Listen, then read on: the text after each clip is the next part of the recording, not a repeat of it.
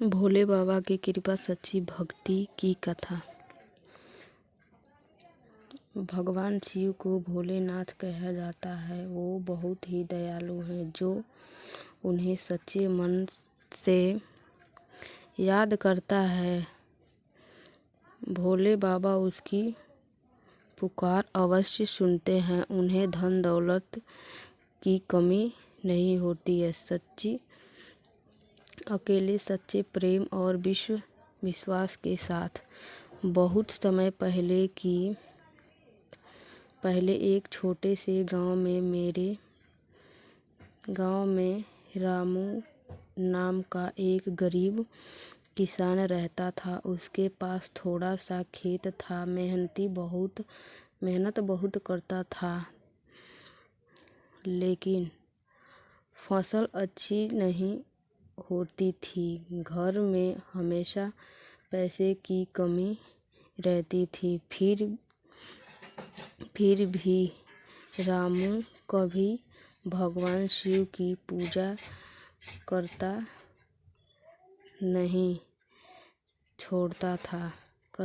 छोड़ता था। हर सोमवार वह बहुत ही जल्दी उठे, स्नान कर साफ कपड़े पहनता और गांव में शिव मंदिर आता था। पास चढ़ने के लिए न दूध होता था न मिठाई। वह अकेले एक लोटा साफ जल और कुछ बेलपत्र लेकर जाता था। मंदिर पहुंचकर वह हाथ जोड़कर कहता, हे भोले बाबा, मेरे पास आपको देने के लिए कुछ नहीं है, बस मेरा सच्चा मन आशीर्वाद करता है। पुजारी और कुछ लोग उसका मजाक उड़ाते थे। वे कहते, सिर्फ पानी चढ़ाने से क्या होगा। रामू मुस्कुराते हुए कहता, भोले बाबा दिल देखते हैं, धन नहीं। दिन बीतता गया। एक साल बाद गांव बहुत बड़ा सूखा पड़ गया। खेत सूख गए। लोग के पास खाने को भी अनाज नहीं बचा। रामू फिर भी हर सोमवार मंदिर जाता रहा। उसे विश्वास नहीं छोड़ा। एक दिन रामू ने सपना देखा। भगवान शिव प्रकट हुए। उसके अर्थ पर चमत्कार था। और अचट से गंगा बह रही है और गले में नाग फुफकारा था।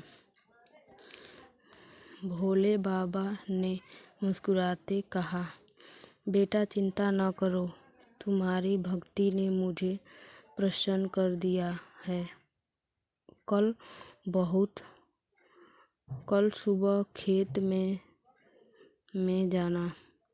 सुबह होते ही रामू खेत पहुंचा। उसे देखा कि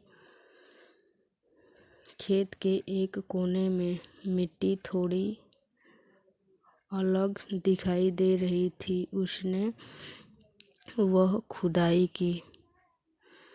कुछ देर बाद उसे एक पुरानी घड़ा मिला। उसमें सोना के सिक्के नहीं थे, बल्कि अच्छी बीज और खेती के उपयोग सामान थे। रामू ने उन्हें बीज को अपने खेत में बो दिया। कुछ दिन बाद अचानक अच्छी वर्षा हुई। पूरा गांव में अच्छे फसल उगने लगे। रामू के खेत में भी लोग होने लगे। अलग ही रहर पहर मचा हुआ था। रामू ने समझ गया कि यह सब भोले बाबा की कृपा है। उसे अपनी अधिकतम सुधार की गई, लेकिन उसे घमंड नहीं किया। वह हर सोमवार पहले की तरह मंदिर जाता रहा। चढ़ते बेलपत्र और करता और गरीबी की साहस भी बहुत लगा। एक दिन वह लोग जो पहले उसका मजाक उड़ाते थे उसके पास आए और बोले, रामू हमें भी बताओ कि भोले बाबा को कैसे प्रसन्न किया। रामू ने मुस्कुराते कहा, भोले बाबा मुझको बड़ी पूजा नहीं चाहिए। उन्हें सच्चे मन, साफ दिल और दूसरे की मदद करने वाला व्यक्ति पर ही प्रसन्न होते हैं। उस दिन से पूरा गांव के लोग प्रसन्न और विश्वास के साथ वह भगवान की पूजा करते थे। कुछ ही समय में गांव में सुख शांति लौट आई। लोग मिलजुल कर रहने लगे। कहते हैं कि जहाँ भगवान शिव का नाम जप से लिया जाता है, दुख धीरे धीरे दूर होने लगता है। भोले बाबा अपने भक्तों की परीक्षा अवश्य लेते हैं, लेकिन उन्हें कभी अकेला नहीं छोड़ते। इसीलिए हम जीवन में कभी भी भगवान शिव पर विश्वास रखना चाहिए, चाहे वह परिस्थिति कैसी भी हो। सच्चे मन ओम नमः शिवाय का जाप ताप करते रहने चाहिए। भगवान शिव हमें सिखाते हैं कि सदंगी, दया, तत्सम और सत्य से ही सबसे बड़ी धन और दौलत होती है। जो व्यक्ति दूसरे का भला करते हैं, माता पिता का सम्मान करते हैं, मेहनत करते हैं और भगवान का प्रेम से याद करते हैं,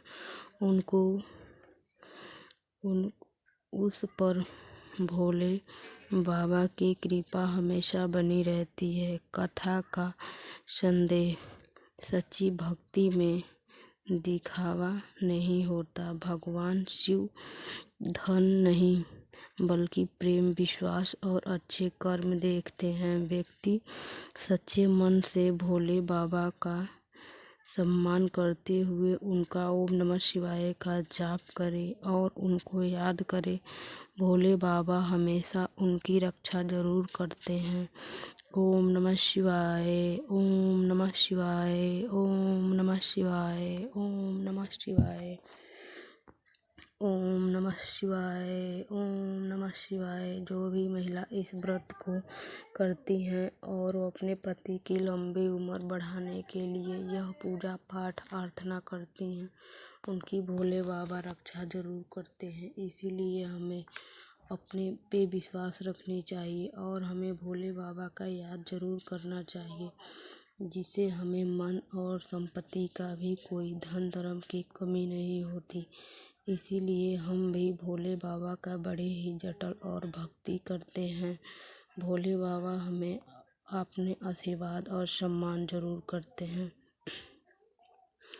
भोले बाबा कहते हैं कि जब हमारे भक्तों पे कोई भी विपत्ति आए तो हम उन्हें अकेले नहीं छोड़ेंगे।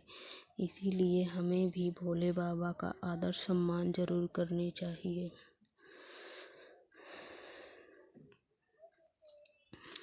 भोले बाबा भगवान शिव अकेले सच्चे विश्वास और धर्म से देखते हैं। यदि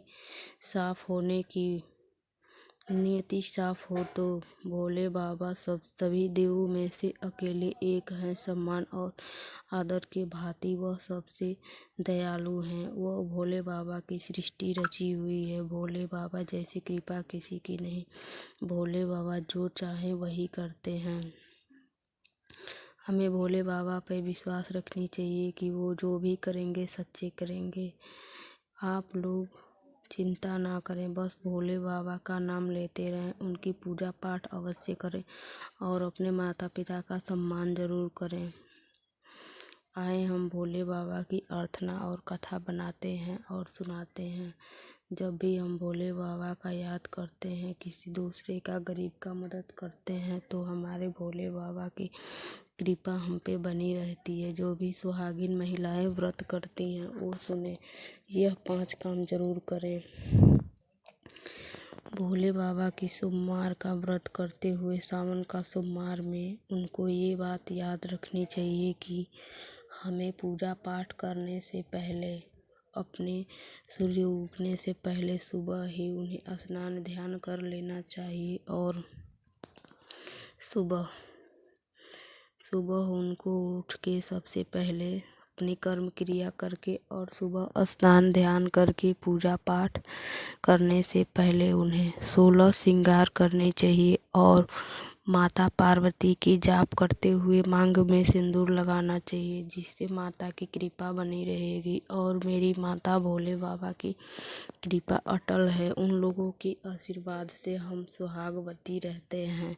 भोले बाबा जब भी कृपा बनाते हैं तब भी वह बहुत ही सुहागवती सुहागशाली रहती हैं। और माता की चरण रखते हुए भोले बाबा की पूजा करते हुए उसमें बेलपत्र, धतूर पत्र, अड़हुल का सफ़ेद फूल, चावल, दूब, मदार का पत्ता अवश्य उसमें डालनी चाहिए। जो भी विधि आपको चाहिए वो मुझे कमेंट ज़रूर कीजिएगा, मैं आपको ज़रूर बताऊंगी कि भोले बाबा की पूजा करने से में क्या क्या सामग्री लगती है, कब उनकी पूजा करनी चाहिए। हमें ये बातों की याद ज़रूर रखनी चाहिए और हमें 108 बार ओम नमः शिवाय का जाप जरूर करनी चाहिए। नहीं 108 बार हो पाता है, किसी महिला को दिक्कत है, परेशानी है तो वो लोग कम से कम 11 बार जरूर ओम नमः शिवाय का जाप करें और कथा बहुत ही प्रेम भाव से सुनिए और इसे लाइक सब्सक्राइब भी ज़रूर कीजिए। मैं भी आप ही लोगों की जैसी हूँ, मैं भी चाहती हूँ कि भोले बाबा की कृपा, अगर मुझसे कोई गलती हुई हो वर्ड में तो मुझे आप कमेंट सेक्शन में बता सकती हैं। ओम नमः शिवाय, ओम नमः शिवाय, ओम नमः शिवाय, ओम नमः शिवाय, ओम नमः शिवाय। हमारी आप लोगों से विनती है कि आप लोग का कथा को लास्ट तक ज़रूर सुनें और जो भी बात हमें पूछनी है, बतानी है, वो एक बार कमेंट करके मुझे ज़रूर पूछें। मैं अवश्य कोशिश करूँगी कि आपकी कमेंट की जवाब मैं ज़रूर दूँ। ये मेरी पूरी अर्जी रहेगी आप लोगों से। आप महिलाएं, मेरी भाई बहन जो भी सुनते हैं उन लोगों के लिए धन्यवाद। मैं ये कहना चाहती हूँ कि जब भी हम इस कलयुग के युग में, हमें कोई नहीं जानने वाला, बस अपने कर्म ही अपने साथ जाता है। धन दौलत जो भी है सब कुछ छोड़ के जाना है, हमारी कर्म ही हमारा साथी है। जो हम कर्म करेंगे, जैसा करेंगे वैसा ही भरेंगे। वही कर्म के लिए अपने जाप ताप पूजा पाठ, अपने नाम व्रत